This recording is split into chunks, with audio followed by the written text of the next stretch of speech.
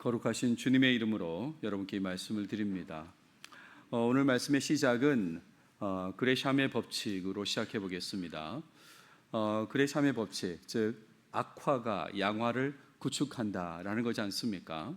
이게 이제 우리말로 이렇게 해놓으면 구축한다를 이렇게 쌓는다 이렇게 생각할 수도 있는데, 한자를 섞어서 보여드리면 악화, 양화, 구축이 좀 표시가 될 것 같습니다. 영어로는 bad money drives out good이라고 그렇게 표현하는데, 그러니까 악화, 나쁜 돈이 양화, 좋은 돈을 구축한다, 몰아낸다 이런 뜻이죠. 다르게 표현하면 가치가 낮은 돈이 가치가 높은 돈을 몰아낸다, 이런 의미입니다. 여러분 생각해 보십시오. 일반적으로는 상품에 있어서 가격은 같지만 품질의 차이가 있는 경우 어떻습니까? 가격은 같은데 품질의 차이가 있어요. 그러면 경쟁에 의해서 품질이 우수한 것이 열등한 것을 몰아내죠. 제거하게 됩니다. 당연한 거잖아요. 가격이 같은데 품질이 차이가 있으면 품질이 우수한 게 열등한 것을 몰아내게 되는 겁니다. 이 제품 혹시 쓰는 분 있는지 모르겠습니다. 아이폰 16 프로인데요. 근데 이것은 아이폰 6입니다. 그러니까 왼쪽은 16이고 오른쪽은 6입니다. 차이가 많죠. 근데 시중에서 똑같이 10만 원에 팔린다고 생각해 보십시오. 사람들은 어떤 제품을 구할까요? 10만 원을 똑같은 돈을 주고도 이렇게 차이가 난다면 당연히 왼쪽 제품을 선택하게 되고, 그러다 보면 오른쪽 제품은 제거되게 되겠죠. 그러니까 좋은 품질의 제품이 나쁜 품질의 제품을 몰아내게 되는 것이 일반적인 경우입니다. 그런데 화폐는 정반대이죠. 화폐는 다릅니다. 요즘 동전을 많이 사용하지는 않지만 동전으로 예를 들어보겠습니다. 여기 500원 동전이 있습니다. 근데 어떤 500원 동전은 500원 가치의 은이 들어있다고 한번 생각해 보십시오. 그 동전에 500원 가치의 은이 있습니다. 근데 어떤 동전은 250원 가치의 은만 들어있어요. 그리고 유통될 때는 500원치로 이렇게 유통이 되는 것입니다.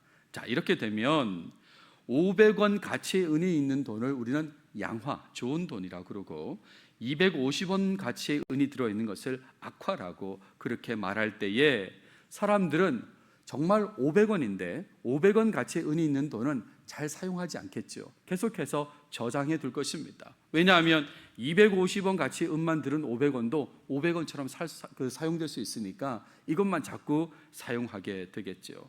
그러다 보면 어떻게 됩니까? 악화가 자꾸 사용되고 양화는 자꾸 숨게 되고, 그러니까 악화가 양화를 몰아낸다고, 구축한다고 그렇게 말할 수 있는 거죠. 나쁜 돈이 오히려 좋은 돈을 몰아내게 되는 그런 상황이 생긴다, 이런 말입니다. 무슨 말씀 드리려고 그러냐면, 신앙인으로 살아갈 때 나쁜 신앙생활의 모습이 좋은 신앙생활의 모습을 몰아낼 때가 있다, 이 얘기를 하려고 하는 것입니다. 원래는 반대여야 되잖아요, 그죠? 좋은 신앙생활의 모습이 나쁜 신앙생활의 모습을 몰아내는 것이 옳은 것인데, 하지만 현실에서는 자주 나쁜 모습이 좋은 모습을 몰아내는 그런 경우가 있습니다. 혹시 여러분 가운데 옛날에는 열심히 했는데 라는 말을 하는 분이 있다면, 이미 현재는 그러지 못하다는 걸 말하는 것이고, 그 말은 열심히 하는 그 좋은 모습이 열심히 하지 못하는 나쁜 모습에 의해서 몰아냄을 당했다, 그렇게 말할 수 있는 거지 않습니까? 여러분의 신앙생활의 모습은 어떠하십니까? 좋은 모습이 계속해서 나쁜 모습을 몰아내면서 그렇게 하고 계십니까? 아니면 나쁜 모습이 좋은 모습을 몰아내고 있습니까?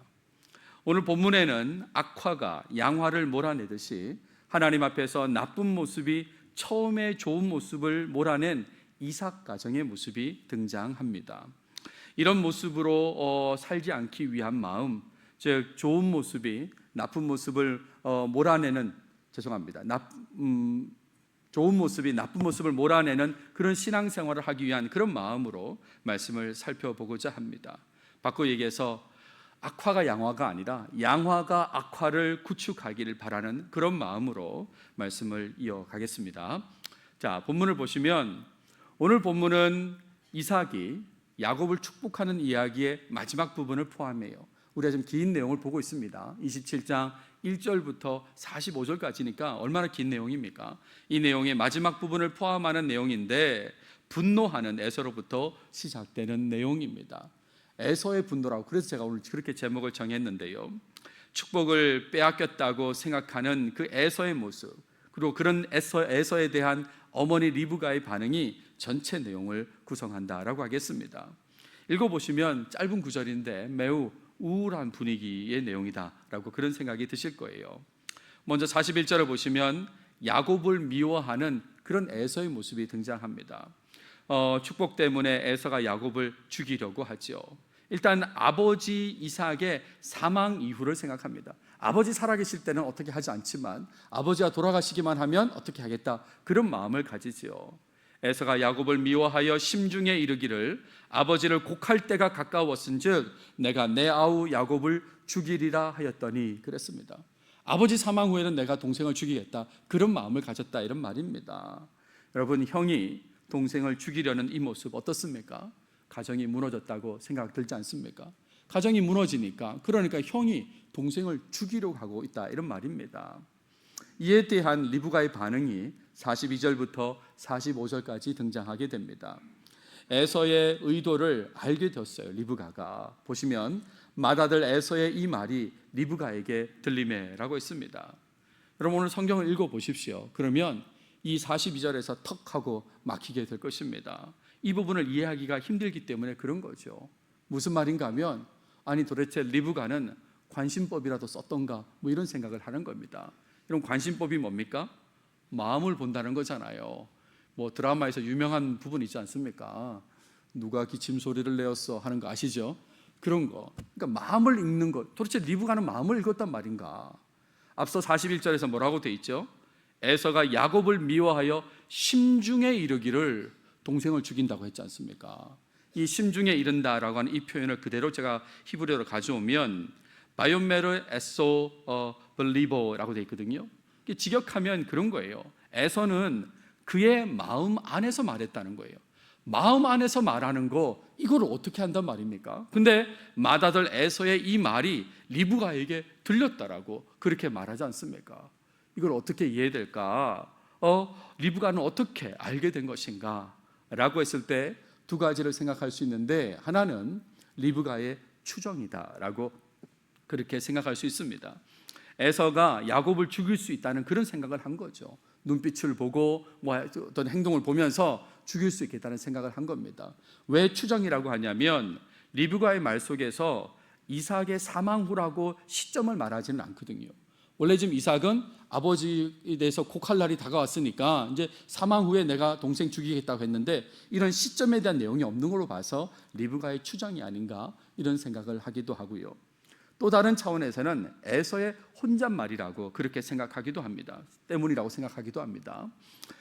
동생을 죽이기로 마음 먹은 게 너무 강해가지고 종종 자기도 모르게 입 밖으로 나온 것을 리브가가 들었다, 이런 말입니다. 쉽게 말하면 너무 죽이고 싶은 마음이 강해가지고 자기도 모르게 죽인다. 이걸 좀 저희 동네 말로 바꾸면 지긴다. 뭐 이렇게 이제 그렇게 했다, 이런 말이죠. 그러니까 그 말을 리브가가 듣고 지금 반응했다, 그런 얘기인 것입니다. 그런 거죠. 그래서 이 리브가가 야곱에게 말합니다. 야곱에게 한 얘기를 간략하게 요약하면 이런 거예요. 형이 너를 죽이려고 한다라고 알려줍니다. 형이 너를 죽이려고 한다. 그래서 하란 땅에 있는 외삼촌 라반에게 피신하라고 그렇게 얘기합니다. 그런 다음에 형의 분노가 풀릴 때까지 거기 있으라고 얘기해요. 그때 이 어머니 리브가가 아들 야곱에게 이렇게 얘기합니다. 몇 날 동안만 있으라고. 형의 분노가 풀릴 때까지 몇 날 동안만 거기 있으라라고 얘기를 합니다. 그런 다음에 하는 말이, 형의 분노가 풀려서 잊어버리거든. 이제 상황이 정리되면 그때 내가 불러서 오게 할 거다라고 얘기를 해요. 아마 이런 얘기를 들었을 때 야곱이 즉각 반응은 못했을 것입니다. 그러니까 이 리브가가 한마디를 더 추가하는데 그 얘기가 이겁니다.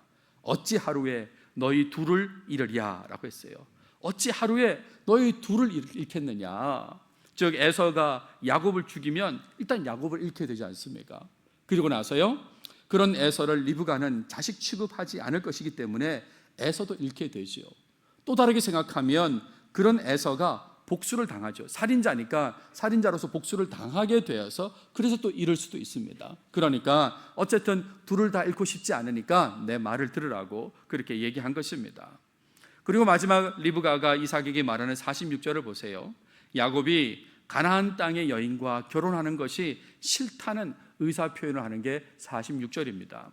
내가 햇사람의 딸들로 말미암아 내 삶이 싫어졌거늘 야곱이 만일 이 땅의 딸들 곧 그들과 같은 햇사람의 딸들 중에서 아내를 맞이하면 내 삶이 내게 무슨 재미가 있으리까? 라고 했습니다. 그러니까 야곱을 하란으로 보내기 위한 상황 만들기다라고 그렇게 말할 수 있는 거죠. 지금 아버지 이삭에게 왜 야곱을 하란으로 보내야 되냐면 하면서 그 상황을 만들려고 가나안 땅의 여인과 결혼하는 게 싫다고 지금 남편인 이삭에게 리브가가 말하고 있는 것입니다. 자, 그렇다면 여기서 질문이 하나 또 생기는 거예요. 왜 리브가는 사실대로 말하지 않았을까? 왜 그랬을까요? 에서가 야곱을 죽일 것 같아가지고 그래서 야곱을 피신시키려고 한다라고 왜 사실대로 말하지 않았을까? 라고 하면 핵심은 이삭이 믿지 않을 것이기 때문에 그런 것입니다. 이삭이 믿지 않을 거기 때문에 이삭은 에서를 편애했다고 그랬고요, 리브가는 야곱을 편애하는 그런 상황이지 않습니까? 이런 상황에서 리브가가 가가지고 에서가 야곱을 죽이려고 한다고, 그러니까 야곱을 피신시켜야 된다라고 말하면 그러면 이삭이 받아들이기가 쉽지 않죠. 그래서 이 얘기를 꺼내지 않습니다. 오히려 다른 얘기를 꺼내는데 그것은 같이 걱정했던 며느리 문제를 언급하고 있습니다. 앞서 에서가 결혼했지 않습니까? 헷 족속의 딸들 두 사람하고 결혼했는데 그랬을 때에 35절 보세요. 26장 35절 그들이 그 헷 족속 딸들 둘입니다. 며느리 둘이 이삭과 리브가의 마음에 근심이 되었더라라는 구절이 나오거든요. 그러니까 둘 다 같이 공통적으로 근심했던 부분, 문제라고 여겼던 부분이 이 부분인데 이 리브가가 이 부분을 가지고 얘기하는 겁니다. 이 야곱이 이 가나안 딸하고 결혼해서는 안 된다고, 그러니까 오빠 집에 보내야 되겠다고 하는 그걸로 이제 상황을 만들려고 했다, 이런 말이죠. 여기까지가 오늘 본문입니다. 오늘 본문은 이삭의 가정이 매우 심각하게 무너졌다는 것을 보여주는 내용이다라고 하겠습니다. 형이 동생을 죽이려고 하는 것보다 심각한 무너짐이 어디 있겠습니까? 그렇죠. 뭐 이럴 수도 있고 저럴 수도 있고 다툴 수도 있다 하지만 죽이려고 한다 라고 하는 것보다 심각하게 무너지는 것은 없을 것입니다. 물론 이전에도 이 가정에는 신앙 안에서 무너진 모습이 있었습니다. 갑자기 좋다가 한꺼번에 지금 이렇게 무너져가지고 죽이려고 한다가 아니라 조금씩 계속해서 무너져 왔습니다. 에서는 장자권을 가볍게 생각했고요, 야곱은 형을 속이는 모습을 보였지 않습니까?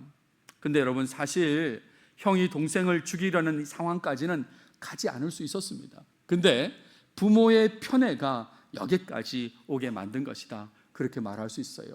부모가 편애하는 바람에 지금 형이 동생을 죽이려고 하는 상황까지 오게 됐다, 이런 말이에요. 여러분, 에서를 생각해 보세요. 에서는 이 이삭을 편애했지 않습니까? 이 이삭을 편애한 거, 죄송합니다. 에서를 편애했어요. 이삭은 에서를 편애했잖아요. 그러니까 그런 편애한 것 때문에 헷 족속과 결혼한 에서의 잘못이 있어요. 그럼에도 불구하고요, 또 하나님의 말씀이 있었습니다. 큰아들이 큰 자가 작은 자를 섬길 거라는 그런 말씀이 있었습니다. 근데 그럼에도 불구하고 에서에게 축복하려는 그런 시도가 진행되었지 않습니까? 편애했으니까요. 이삭이 에서를 편애하니까, 그러니까 잘못했는데도 불구하고, 그리고 하나님 말씀이 있었음에도 불구하고 그냥 에서에게 축복하려는 시도가 진행되었습니다. 그러니까 이 시도에 대해서 리브가가 반응하게 되는 거죠. 여러분, 리브가는 어떤 사람입니까? 야곱을 편애한 사람입니다. 그러니까 야곱을 편애한 사람으로서 남편 이삭을 속이는 일을 계획하고 그 계획한 것을 야곱으로 하여금 실천하게 만들었다, 이런 말이죠. 야곱은 어머니의 계획에 따라서 거듭된 거짓말, 그리고 하나님의 이름까지 거론하는 그런 거짓말을 하게 되었습니다. 아버지가 여러 번 의심하다가 어떻게 이렇게 사냥을 빨리 하고 왔냐고 그렇게 묻는 장면이 있어요. 그때 야곱이 뭐라고 대답하냐면 아버지의 하나님 여호와께서 나로 순조롭게 만나게 하셨음이니이다 라고 얘기하죠. 그러니까요, 하나님의 이름까지 거론하면서 거짓말하는 그런 모습까지 나타나게 되었다, 이런 말입니다. 부모의 편애의 상황을 지나면서 결국에는 형은 동생을 죽이려고 하고 동생은 피신하게 되는 이런 상황까지 오게 되었다, 이런 말입니다. 이렇게 무너진 가정의 모습은 이후에 어떻게 될까요? 이렇게 무너진 모습, 그 이후에 어떻게 될까? 앞으로 천천히 살펴보겠습니다만 에서와 야곱은 20년 동안 만나지 못하게 됩니다. 형제가 아닌데 20년 동안 만나지 못하게 됩니다. 며칠 뒤에 불러올 거라고 했던 어머니 리브가는 영영 아들 야곱을 만나지 못하게 됩니다. 이런 상황 때문에, 무너진 가정의 모습 때문에 결국 어머니는 자기가 편애했던 아들을 만나지 못하고 이 땅의 삶을 마감하게 된다, 이런 말이죠. 사실 돌아보면 이삭 가정에도 좋은 모습이 있었습니다. 처음부터 나쁜 모습만 있는 그런 가정이 아니었어요. 리브가가 임신하지 못했을 때 이삭이 리브가를 위해서 기도했습니다. 기억나시죠? 그죠? 25장에 보시면 이삭이 그의 아내가 임신하지 못함으로 그를 위하여 여호와께 간구하매 여호와께서 그의 간구를 들으셨으므로 그의 아내 리브가가 임신하였더니 라고 했습니다. 그러니까요, 이 임신으로 인해서 이삭은 60세에 아들을 얻게 되지 않습니까? 근데 여러분, 이삭이 몇 살에 결혼했죠? 40살에 결혼했습니다. 그러니까 이 자녀를 얻기 위해서 20년간 기도했다라는 걸 알 수 있죠. 20년간 하나님께 기도하고 아들을 얻었어요. 이런 모습이 이삭 가정에 있었습니다. 뿐만 아니라 태 속에서 아들들이 싸울 때 리브가는 하나님께 아뢰었습니다. 뱃속에서 왜 이러지가 아니라 하나님께 아뢰었어요. 그가 이르되 이럴 경우에는 내가 어찌할꼬 하고 가서 여호와께 묻자온대. 어려운 상황에서 하나님께 물었을 때에 하나님께서 말씀해 주시고 그 말씀을 듣게 됩니다. 그 말씀이란 것은 네 태 속에 두 국민이, 두 민족이 있다고, 그러면서 큰 자가 작은 자를 섬길 거라는 그 말씀, 하나님의 말씀을 직접 듣게 된다, 이런 말이죠. 이렇습니다. 하나님께 기도하고, 그것도 짧게 기도가 아니라 지속적으로 기도하고 또 때마다 하나님께 아뢰고 하나님의 말씀을 직접 듣기도 했던 가정이 이삭의 가정의 모습이다, 이런 말이죠. 그런데 이후 신앙 안에서 올바르지 못한 모습, 편애 등의 모습이 결국 형이 동생을 죽이려는 모습으로까지 이어졌다, 이런 말입니다. 신앙 안에서 좋지 않은 모습이 좋은 모습을 몰아낸 것이다, 이런 말이죠. 얼마나 안타깝습니까? 이로 가정이 심각하게 무너졌다는 거 제가 계속 거듭 말씀을 드렸습니다. 그래서 오늘 적용점으로 말씀드리고 싶은 것은 신앙 안에서 좋은 모습이 있다면, 그렇다면 그것을 계속 유지해야 되고 발전시키려고 노력해야 된다는 말씀을 드립니다. 정말 좋은 모습이 있다면 그걸 계속 좋게 유지되도록, 아니 더 발전되도록 그렇게 만들어야 된다, 이런 말이에요. 오늘 이 얘기를 할 텐데, 근데 그 얘기 앞서서 하나 더 드릴 말씀은 이런 겁니다. 그런 좋은 모습이 전혀 없다면, 저는 좋은 모습이 없었는데요 라고 하는 분이 있을 수 있잖아요. 그렇죠? 나는 좋은 모습이 없었습니다 라고 한다면 그러면 이야기는 달라지는 거예요. 제가 오늘 드릴 말씀의 핵심은 아니지만 이 부분을 짚고 가면 일단 하나님 보시기에 좋은 모습을 갖추려고 노력하시길 바랍니다. 한 번이라도 좋은 모습을 갖추려고 하셔야 되죠. 그거부터 하셔야 되는 것입니다. 예배 가운데, 기도의 모습 가운데, 또 찬양하는 가운데, 말씀을 대하는 가운데, 또 전도하는 가운데 하나님이 기뻐하시는 모습, 좋은 모습을 갖추려고 하시길 바라요. 그리고 좋은 모습을 갖추었다면 그럼 다시 말씀을 계속 이어서 들으시면 좋겠습니다. 과거의 삶 속에서 이미 하나님 보시기에 좋은 모습을 나타낸 적이 있다면 잘 들어보십시오. 나쁜 모습이 그 좋은 모습을 몰아내지 않도록 노력해야 된다는 말씀을 드려요. 정말 그 좋은 모습이 잘 유지되도록 해야 된다, 그런 얘기입니다. 하나님을 경외하면서 더욱 하나님을 기쁘시게 하고자 하는 그런 마음으로 좋은 모습을 유지하고 발전시키려고 해야 된다, 이런 말이죠. 새벽 예배 얘기를 좀 해보겠습니다. 이 새벽 예배 익숙해지려면 얼마나 시간이 걸릴까요? 이제 누가 뭐 얘기하지 않고 그래도 그냥 자동적으로 습관처럼 이렇게 새벽 예배를 나오려면 정말 어느 정도 시간이 흘러야만 익숙해질까? 제가 담임 목회 기간만 고려할 때 새벽 예배를 계속 가지 않습니까? 고려할 때 10년이 지나도 익숙하지는 않는 것 같습니다. 제가 좀 10년이 좀 넘는데요, 그 담임 목회 기간이. 그 기간 동안에 새벽 예배를 빠진 적이 없는데 그렇게 해도 익숙하지 않습니다. 지금도 알람을 맞춰놔야 합니다. 그래야만 안심하고 잘 수 있는 거죠. 그래서 알람 소리에 깨고 이제 새벽 예배에 참여하게 되거든요. 그러니까 익숙해지려면 10년이라는 시간도 부족하다, 그런 생각이 듭니다. 근데 거꾸로요, 조금 익숙해진 것 같아요. 어디 여행을 갔는데 그런데 나도 모르게 새벽 4시에 일어난다든지 하는 건 조금 이제 익숙해지려고 하는 모습이지 않습니까? 근데 그렇게 익숙해지려고 하는 모습이 완전히 익숙해지지 않는 모습으로 다시 돌아갈 때는 오랜 시간이 걸리지 않는다는 것을 알아야 되는 거죠. 좀 익숙해지려고 하다가 완전히 익숙하지 않는 모습으로 갈 때는 한 제 생각에는 일주일에서 한 열흘 정도, 이 정도만 새벽 예배를 안 나가면 완전히 옛날로 다시 돌아가는 것 같다는 생각이 들어요. 그러니까요, 나쁜 모습이 좋은 모습을 몰아내는 건 분명한 것이죠. 이렇게 며칠만 하면 한 10년 동안 해도 금방 그 모습을 몰아낸다, 이런 말입니다. 신앙생활의 모든 면에서 노력하지 않으면 나쁜 모습이 좋은 모습을 몰아내게 되어 있습니다. 새벽 예배뿐만이 아닙니다. 모든 부분에 있어서 노력하지 않으면 나쁜 모습이 좋은 모습을 몰아내게 되어 있어요. 그렇게 되면 하나님과 멀어지게 되는 것이고요, 멀어진 상태에서 죄를 짓는다면 그 부분에 대해서는 무서운 하나님의 심판을 받게 되는 것입니다.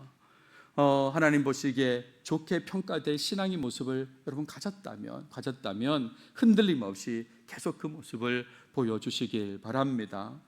지난 화요일 날 저는 포항에서 있었던 선교사 은퇴 감사 예배에 참여하고 왔습니다. 선교사님들이, 특별히 거기에 7유닛의 선교사님들이 그 관계 관련된 영상도 보고 또 소감도 얘기하는 그런 시간들이 있었거든요. 근데 한 분 한 분 소감을 얘기하시는데 제가 어떤 생각을 했냐면 나는 무슨 말을 할까, 이런 생각을 했었어요. 저분들은 저런 얘기를 하는데 나는 은퇴라면 무슨 얘기를 할까를 생각을 하게 됐는데, 근데 이 생각이 갑자기 바뀌었어요. 나도 모르게 생각이 바뀌었어요. 나는 사람들 앞에서 무슨 얘기를 할까를 생각하고 있다가 갑자기요, 하나님으로부터 어떤 평가를 받을까, 은퇴를 한다면 나는 어떤 평가를 받을까, 이런 생각을 하게 됐고, 그러면서 착하고 충성된 종이라는 그런 평가를 받을 수 있을까라는 생각을 해보았습니다. 마태복음 25장에 나오는 얘기잖아요. 그 주인이 이르되 잘하였도다 착하고 충성된 종아라고 하는 표현, 5달란트 받은 종, 2달란트 받은 종에게 동일하게 했던 말씀입니다. 잘하였도다 착하고 충성된 종아, 이런 말을 들을 수 있을까라는 그런 생각을 하게 되었어요.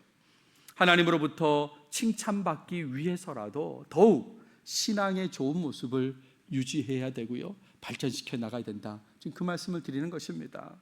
신앙의 나쁜 모습이 좋은 모습을 몰아내는 데에 있어서 나는 괜찮다고 안심할 수 있는 사람은 아무도 없다는 걸 알아야 되는 것입니다. 나쁜 모습이 좋은 모습을 몰아내는데 여러분 안심할 수 있는 사람이 있습니까? 아무도 없어요. 그걸 아셔야 되는 것이에요.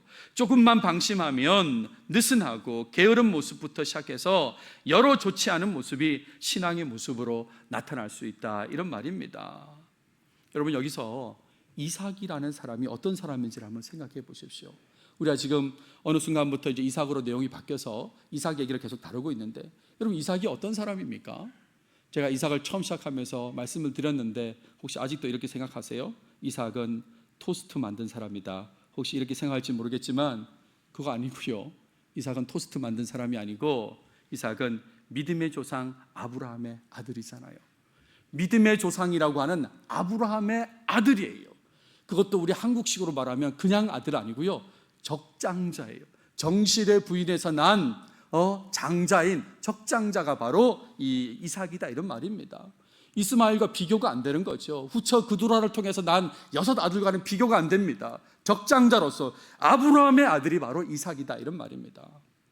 그런 이삭은 모리아 산에서 여호와 이레를 경험하기도 했습니다. 아버지 따라 모리아 산으로 가서 거기서 여호와 이레를 경험했던 사람이 이삭이다, 이런 말이죠. 거기에다가 하나님께서 인도해 주신 여성과 결혼한 사람이 이삭이지 않습니까? 아버지 아브라함이 종을 보내서 아람 바단 아람에서 그 사람을 데리고 와서 하나님께서 만나게 하신 사람을 데리고 와서 결혼시켜 주셨잖아요. 그러니까 그걸 경험한 사람이 이삭입니다. 뿐만 아니라 하나님께 기도해서 쌍둥이를 얻었지 않습니까? 잠깐 기도가 아니라 20년 동안 기도해서 얻었습니다. 그리고 그랄 땅에 살면서 소출의 100배를 얻는 것도 경험했습니다. 2배, 3배가 아니라 100배나 얻었던 그런 경험을 했던 사람이 이삭이다, 이런 말이죠. 얼마나 대단한 이력입니까? 그런데 이런 이삭도 신앙의 나쁜 모습이 좋은 모습을 몰아내는 것을 보여주잖아요. 그렇잖아요. 신앙의 나쁜 모습이 좋은 모습을 몰아내는 것을 보여주었습니다. 그와 그의 아내의 편애하는 모습으로부터 시작해가지고 형이 동생을 죽이려는 모습, 심각하게 무너진 가정의 모습을 보여주었다, 이런 말입니다. 그러니까 이런 상황에서 신앙 교육이 제대로 될 리가 없지 않겠어요? 나쁜 모습이 좋은 모습을 몰아낸 상황에서 어떻게 신앙 교육이 이루어지겠습니까?